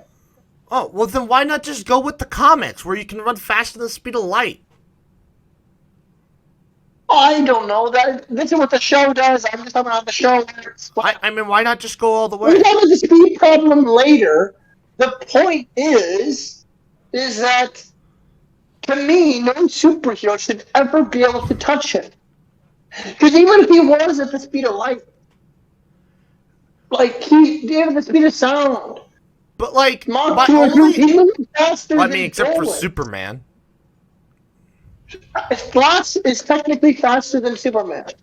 Because I asked this question to Google one time. Yeah, I found the answer. Because to me, it makes no sense why Superman should be a superhero if he is equally as fast as the Flash. And he's not. Which is why the Flash is a superhero. So... Because if Superman was as fast as the Flash, he should have his powers plus super strength, laser vision, and all that, X-ray vision, everything. Well, X-ray vision is kind of crap. But no, so the thing was... So Superman is drastically slower than the Flash. At least he should be. But the thing with... I don't... Superman... Again, it's all inconsistent. Because there was a movie they played on Cartoon Network at one point where the whole premise of the movie is that Superman and Flash race each other. And they tie. And it shouldn't even be a competition. Right. It shouldn't. I don't care what the show does. It shouldn't be a competition. Right. And so, right, it shouldn't be, right? The Flash, literally, like, right before that scene, like, to start the movie off, vibrates through a block of ice. Because they were fighting, like, Friezo or whatever. He vibrated through a block of ice. And I'm like, Superman doesn't do that. And then the Flash Superman tie at the end of the movie. And I'm like, excuse me? That man, at the beginning of this, already technically went faster than Superman to begin with. I'm like, what? How? What? He can't have this power to phase through matter without being faster than Superman. But then you show that he's equally as fast as Superman. And I'm like, I've never seen Superman do that. Superman can't do that. He doesn't need to, but even if he could, he doesn't. So I'm like, the Flash is faster. Literally in the show. So it's like, how can you say the Flash? Like, I was like, what? I'm like 8. And I'm like, that's stupid. It didn't make any sense. Anyways. Yeah, I mean, the Flash does have one, that is pretty cool. But I think the anything with, like, advanced intelligence or a do-over button or time travel. I do like how Snyder cut the Snyder Cut edition, Yeah. showed the Flash, because theoretically, with that speed, now I don't know what the Speed Force does, but with that speed, concrete should crumble beneath his feet, and they showed that. Oh, the Earth's It was crust. so cool. Have you seen the scene? Right. Yeah, I've seen the scene. It's so cool. Right. Like you see him move in slow motion. The Earth's You see real world interactions with such speed, and so anything he touches should be sent off flying at incredible speeds, right? Like running through glass or whatever. That's always one of those things where it's like Equal where he opposite touches forces something. are at play. That's always something that's always so weird to watch, right? So when you're like those scenes where they're traveling like at stupid speeds, so like basically time stops or like time slows down. You know, they're traveling that fast. Yeah. Like in Over the Hedge. We watched Over the Hedge together, right? Yeah. You know when Hammy basically makes time stop? Yeah. Well, it's always so weird thinking counterintuitive when Hammy or somebody touches something. Because you can, like, let's say this deck of cards, right? It's sitting on the table or whatever, okay? Sitting on top of this thing, right? And I'm traveling so fast that I'm traveling like, stupidly fast. And let's say the Speed Force lets me touch this thing without disintegrating it instantaneously. I touch it, and it slowly, and it'll just, I hit it, and then because it's going to start decelerating, right? Because the speed, like after however the Speed Force works, after you touch it, let's say the Speed Force doesn't interact with it anymore. It then's under, the rest of the laws of physics. And so it slows down because of air resistance. So basically, it's now traveling at a speed that's relative to everything else. And so now it's just stopped in mid-air.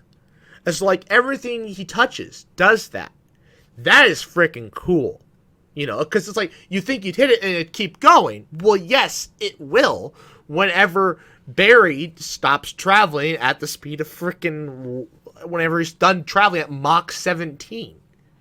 It will. Keep moving. Huh? If you watch, like, X-Men or whatever... Well, yes, the things are still slowly moving. Yes, but because he's so gentle when he touches it.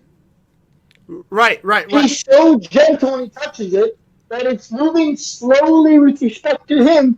Because to us, if I tap something, it moves slowly, as one would expect. It should move slowly with respect to Barry. Now, to the people observing it, it's like moving like lightning. It should just zap across the room, which is what bullets do. Bullets go like almost sideways. Right, but like you would accept it. You would expect it, since it would just continue to go on its path and fall on the ground or whatever. Okay, but because Barry is moving so fast and the object after he touches it begins to slow down again. It's been accelerated to Barry's speed when he touches it, but the minute he lets go, it begins to slow down, and it's no longer at Barry's speed anymore. And so it looks like it stops midair. I mean, it's still moving, but relative to Barry, it's moving stupidly slow now. Yeah, that is freaking cool. I always like that because it's like, what? He can just make stuff float in midair. It's not actually floating. He's just moving so fast that, something accelerate at 9.8 meters per second squared is slow. Yeah, exactly. Which is such a cool thing. Yes, I think the Flash has to have one of the best superpowers, like if we're wanting to fight things. But like for practicality, I mean the ability to time travel or like ultra seemingly time travel. Like, do you know how many times I've wondered what it'd be like to just teleport, not have to study anything? Anytime someone asks you a question, you could just pull out your phone, interact with it, look it up, put your phone away. Actually, no, you couldn't. You couldn't. Well, then maybe on your phone because of internet and Wi-Fi. But a But you can book. go to a library, interact with the pages in a book, and put it away. And after you leave, it hasn't moved because Yeah. it stopped. Yeah. You'd have to. And so you can use anything that's not internet. Right. So, which kind of limits you. I mean, it doesn't limit you a lot for the most part, but it does limit you to enough. So let's say they ask you something about this academic paper. Most academic papers are posted online anymore. They're not even printed off physically. So there's no way for you to ever reference the academic journal. That is one limitation. Yeah. Unless the Speed Force lets you interact with the internet and speed it up somehow. But no, that requires it to like be able to. To me, it should be like a time lag. It's like watching the spinning wheel of death. That's what it should be like. Like watching a YouTube video. So the ability to. You need to have like multiple superpowers in one. I think the ability to. So do-over, time travel, and teleportation. And the ability to stop time. Those I mean, effectively, that's what the Flash is. The Flash kind of encompasses all those. It can effectively stop time. Right. You essentially have no need for a do-over because you can just leave the situation or stop as soon as things get hectic. Right. And recorrect them. But what was the other one? Well, okay, so you have to pause time, do-over. Teleportation, you can face stuff. But or you can run so fast it doesn't matter. But he can effectively pause time. He can't actually pause time. Yeah. But actually pausing time, well, okay, maybe. Well, no, he can't actually. 2 years in a second. Sorry, sorry. Okay, yes. The do-over. He can't actually have a proper do-over button. Well, no, not if you integrate time travel. He can time travel. He can run backwards that day again. Yes, but that's do-over. Yeah, but I don't know if it lets you. And so now, if he realizes he makes one change, it's now branches off, and they call it a flash. Oh God! They actually have a term for it. You're gonna. Oh, so they do. I'm telling you, the flash is all those in one. Yeah, but you also, I think, I think you have to add ultra intelligence though as well. Just because you can think fast doesn't mean you're smart. Actually, so they added intelligence. Well, so in the movie, in the show, I hate saying movie. In the show, I have not seen season 8. However, I've seen clips that have been recommended to me. I've watched a few, but I'm hesitant to watch anymore because I don't want spoilers. But there is a scene where they show him where he gets hyper intelligent somehow through the Speed Force, and he is like a quantum computer. It's like they have like a quantum computer in the show that their AI runs off of. He gives it like some tricky problem or whatever. It's like, yes, calculating 18 hours. And then right, but that doesn't. And then he offers a solution. He says, "No, stop that. Do this method or whatever. I don't understand whatever this method is." And automatically the computer's like, "Oh, thank you for a more efficient solution. Problem is now solved." But see, okay, now here's the thing though. But like that, right? He's able to calculate things fast, but it doesn't make you smart. What makes you smart is what you. Huh? Okay, go on. Talk about defining smart. Okay, so just because you can calculate fast, you could do things fast, doesn't mean you can recall all the information. You need it doesn't matter. You can go look it up. You can go look it up and no one even knows that you looked it up. See, Someone else no, you gotta see, do. though, You see, gotta that's look the up. thing, though. Do you really want to go through all that effort every time? It doesn't. I would. I don't want to do that. I'd like to just be able to be like, oh yeah, it's this. Because just thinking about it is a lot less effort than having to pause time every time. There's some problems where everything's a learning experience. You probably want to learn in some situations. But I'm saying that if someone's asking you on the spot, like, you didn't study for a test, you have like an oral exam or whatever, and now you're like shit or whatever. I should know the answer to this. You looked it up. And no one even knows that you looked it up. Right, I'm not, but the thing, I know that you'll never know, but that's a lot more work than just if I have hyper intelligence and I'm at the same time. And so, like, I already read it somewhere at one point because you're hyper intelligent and your brain likes information, so you're probably constantly reading information all the time anyways. So, like, you probably just know it somewhere else already.